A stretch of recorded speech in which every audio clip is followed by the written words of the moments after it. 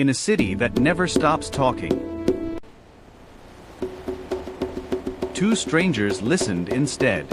They didn't share a language.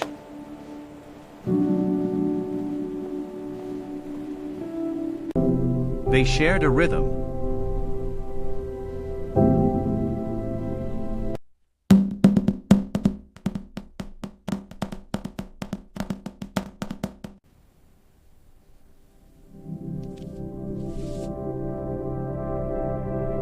This drum is amazing. The sound fills the whole space. Yes, it makes me so happy. I love it.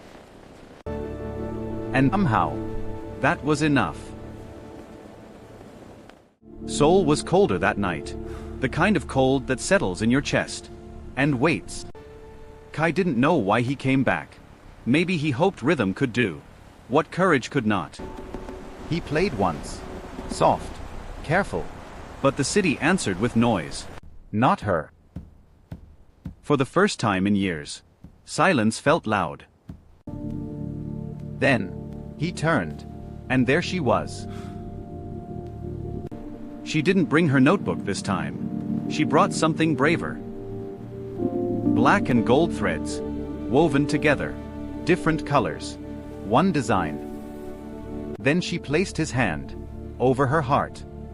She wasn't just hearing his rhythm, she was keeping it.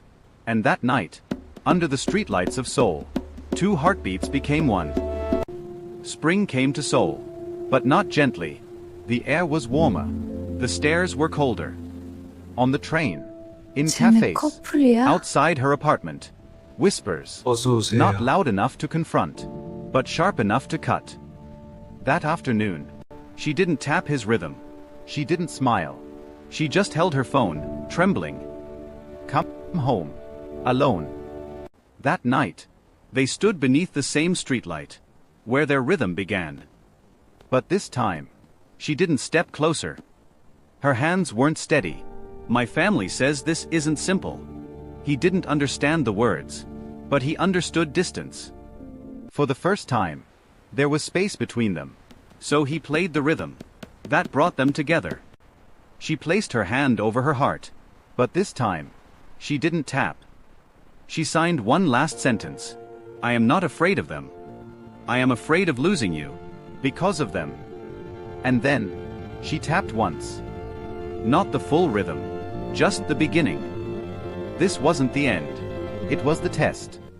The house was silent, not peaceful, heavy. This was where her story began, and where their future would be decided. Her father waited inside, straight-backed, unmoving. Kai bowed with respect, but the older man did not bow back. You think rhythm is enough? His voice was calm, too calm. When she was young, she lost her hearing in an accident. She blamed herself. She stopped speaking, stopped laughing. Until the day she came home, tapping on the table, smiling again. I am not afraid because you are different. He exhaled slowly. I am afraid because I saw how broken she was before. Kai didn't argue. He didn't defend himself. He simply lifted his hand and tapped. Then he placed her father's hand over his heart. Minji reached for her father's other hand and placed it over her own heart. The father's composure cracked, just slightly. You kept it. And in that small home in Seoul, 3 heartbeats aligned, and rhythm became family. 2 oceans met in a city of neon rain. One carried drums. One carried silence. Both carried pain. We were a question. The world didn't understand. But love doesn't ask for permission. It only asks for courage. Your roots found mine, between Seoul's skyline and ancestral rhythm. And in our daughter's laughter, we heard it clearly. We were never divided. We were always. We were born beneath different skies. One kissed by Seoul's quiet moon. One warmed by Africa's rising sun. But love does not ask for language.